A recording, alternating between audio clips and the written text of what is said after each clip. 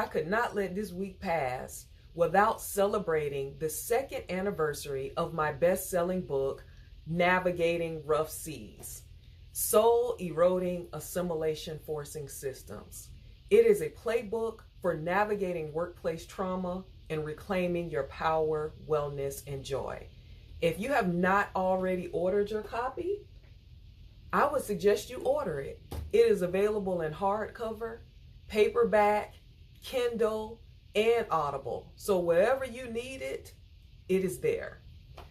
One of the things that excites me so much is the number of places that this book has been. It has been around the world in various bookstores, in various libraries, and also it has traveled with people. That is something that warms my heart when I hear the stories and see the photos from people who actually take this book on vacation with them.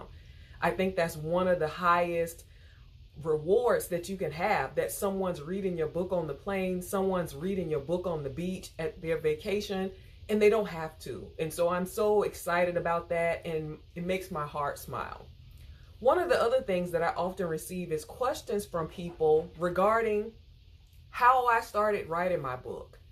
And the first thing I would say is that I never saw myself as an author, let alone a best-selling author, but I was not closed to it. I always remained open to bettering myself, always remain open to a challenge, remain open to growth. And so the people around me are actually the people who thought of the idea like, Dr. T, I think you should write a book.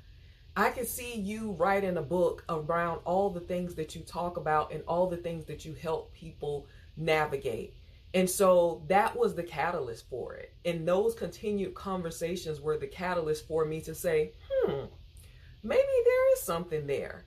And I think it speaks to the importance of having a positive network of people around you that continue to pour into you, that continue to say something is there, something more is there.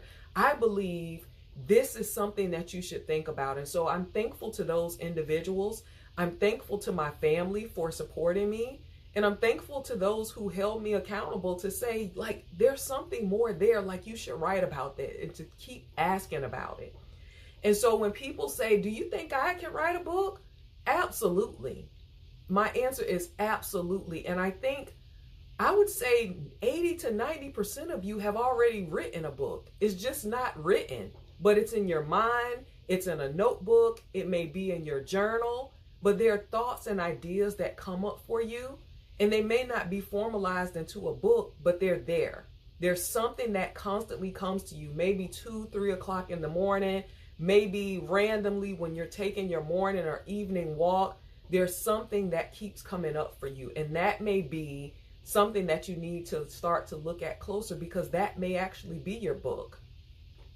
One of the other questions that I receive is, how did you stay encouraged to finish?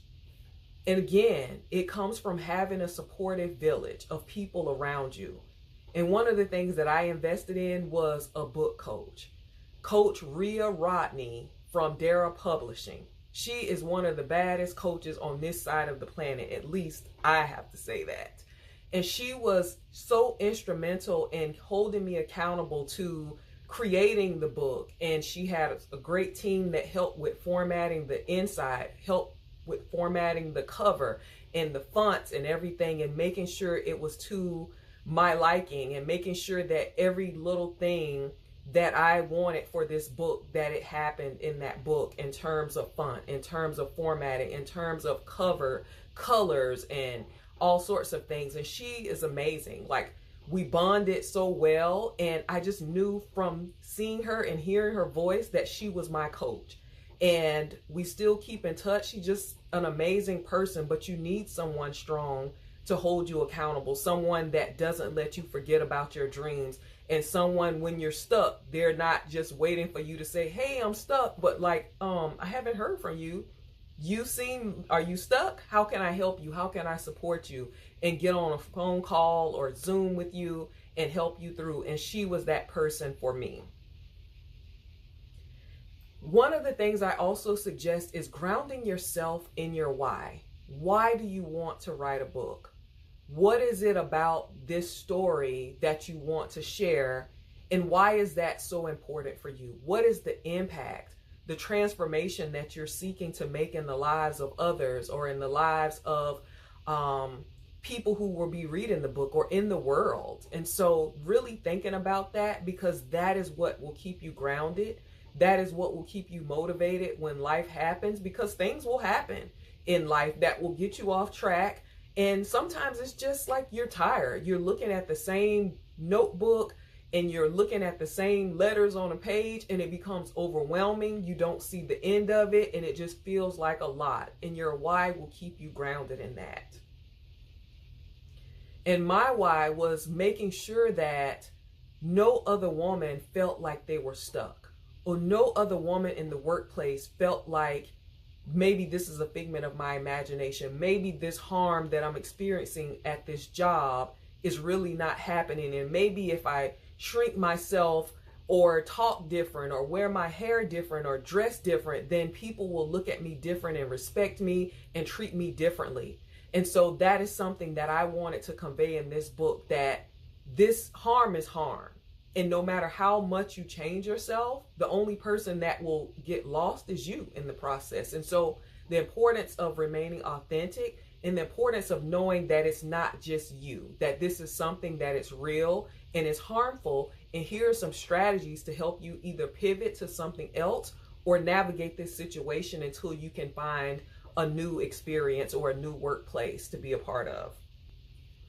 One of the last pieces of advice I would say is just continue to write. If you're interested in publishing a book, just write. As thoughts come up for you, write. My thoughts came up at 3, 4 o'clock in the morning, on the weekends, in flight, and so forth. And so just write. And it doesn't matter how you write it, just get it out. It may be in a journal, it may be taking notes on your phone, it may be on a laptop, it could be sitting at your desk, sitting outside, sitting at the park, but write how you write. There's no right or wrong way to write. Just get it out and say what you need to say, and then you can worry about formatting it later on. The next question is, would I encourage other people to write a book? Absolutely. And not only would I encourage you to write it, I would encourage you to finish it, to commit to following through and completing it and staying consistent until it's done. Hiring a book coach, finding an accountability partner is important. I think a book coach offers something that you may not be able to get from your family, something that revolves around understanding what it is to write a book, understanding all the elements, how long the book should be, how many chapters it should be based on the genre of the book. And those are things that you may not be able to get from family and friends. Also, someone that is dedicated, especially to you, dedicated to helping you keep on track. And they're not going to forget it. It doesn't fall off their calendar because of life and because of the busyness of life, but that is what they're specifically getting paid to do. And so I think that's important. And I would say, I recommend, if you have a book in your spirit, like, follow through and do it. This book has opened so many doors for me. It has opened so many opportunities for me. It has opened my mind to the possibilities of how to continue it forward. And like my book coach said, you're not just an author, you're an authorpreneur. And so it is a catalyst, it is a vehicle for exploring other opportunities, for exploring where else this message needs to go. And from that, other things blossom, such as 𝘁cie𝗅𝗶𝗿𝗁, such as Lead in Your Skin and Win coaching, and also my newest framework, the R7 Emotional Conflict Reframing Framework, about the stories that we tell ourselves as leaders and the impact that they have on our lives. And so the book is a seed that will lead to other blooms, other roses, so many other beautiful things. And so if you have this in your heart as one of your goals, pursue it. Find someone to hold you accountable and move forward with it. Be open to being a best-selling author and be open to just writing. I think a lot of times people become overwhelmed in being an author. Just focus on writing and write as ideas come up for you. Write whenever they come up. Write them down or talk them in a voice recorder. However you do it, just get it out. And then you can worry about chaptering and formatting and everything else on the back end. All right, that is my advice. And thank you so much for listening. And again, we are celebrating the 2nd anniversary of this magnificent and transformational book, Navigating Rough Seas, Soul Eroding Assimilation-Forcing Systems.